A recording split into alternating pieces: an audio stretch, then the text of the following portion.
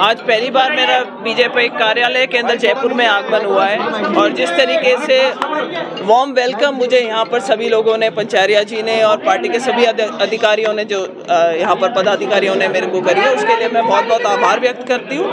और मैं भी यही बात कह रही थी कि लग नहीं रहा है कि कोई नई पार्टी के अंदर आया है। जिस तरीके का जोश पार्टी ने मुझ में जताया है, लीडरशिप ने, टॉप लीडरशिप ने मुझ में जताया है, मेरा हर प्रयास रहेगा कि आने वाले 2023 के और 2024 के जो इलेक्शंस होंगे उसके अंदर पार्टी को मजबूत कर सकूं। जहां पार्टी मेरी ड्यूटी और ज़रूरत समझेगी वहां पर ज्योति मिर्धा उनके लिए हाजिर रहेगी।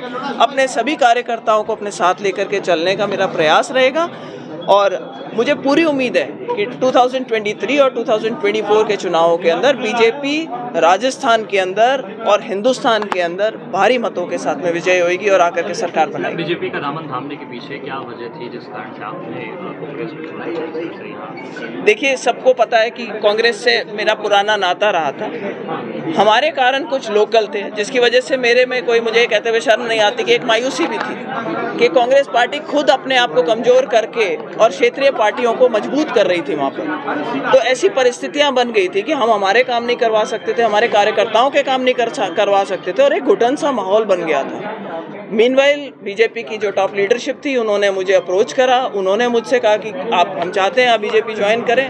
और मेरी उनसे सिर्फ, जो सब कहते हैं कि भाई आपकी उनसे क्या बातचीत हुई, क्या आपके शर्तें रखी गई, मैंने कहा साहब मेरी कोई शर्त नहीं है, मेरी सिर्फ एक शर्त है कि मुझे काम करने का, मेरा पॉइंट प्रूव करने का मौका दिया जाए। ईमानदारी से अगर पार्टी मुझे आगे रखती है, काम करने का मौका देती है, तो मैं तो सिर्फ एक जिसको कहते हैं कि दिल से काम करना चाहती हूँ। लोगों की सेवा। जी ये कह रहे थे कि आपके परिवार पर दबाव बनाया गया, ईडी भेजी गई ससुराल पक्ष पर, क्या बहुत अच्छा किया कि आपने सवाल किया। आप नहीं करते तो मैं आपसे करने के लिए रिक्वेस्ट करती इस सवाल की, क्योंकि हनुमान जी के पास में और कुछ नहीं है बोलने के लिए। आपको मैं रिकॉर्ड स्ट्रेट करना चाहती हूँ। यहाँ पे बहुत से मीडिया के लोग हैं, मुझ पे, मेरे हस्बैंड पे, मेरे फादर इन लॉ, मेरे मदर इन लॉ, हमारे पे कभी कोई कार्रवाई ईडी की, सीबीआई की, किसी चार्जशीट में, किसी एफआईआर के अंदर कभी नाम आना हो, ऐसा कोई मुद्दा नहीं हुआ। मेरे ब्रदर इन लॉ जो कि इंडिया बुल्स के अंदर थे, उन्होंने जो भी एग्जीक्यूटिव पोजीशंस थी वो सारी की सारी 2022 तक अलग अलग कंपनियों के अंदर छोड़ चुके थे।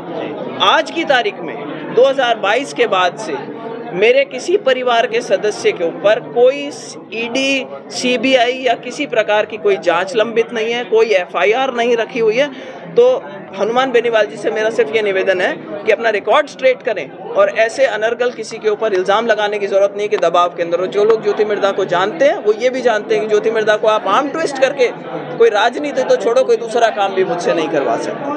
कैसे आप उन्हें चुनौती देंगे मैडम, क्योंकि आप चुनौती आपके सामने फिर से बड़ी रहेगी, बीजेपी के साथ में आप जाएंगे तो कैसे चुनौती आप दे सकेंगे? देखिए, चुनौती देने की बात ही नहीं है, वो चुनौती में कहीं अड़ेंगे ही नहीं।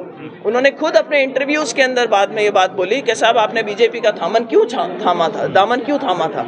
तो उन्होंने इंटरव्यू में बोला कि एक परिवार से मेरी राजनीतिक रंजिश थी और उसको हराने के लिए मुझे कुछ एक्स्ट्रा वोटों की जरूरत थी। इसका मतलब ये है कि पहली बात, उनके पास पूरे वोट नहीं है, तो उन्होंने बीजेपी का दामन थामा था सिर्फ मुझे हराने के लिए। आज बीजेपी से उनका गठबंधन टूट चुका है।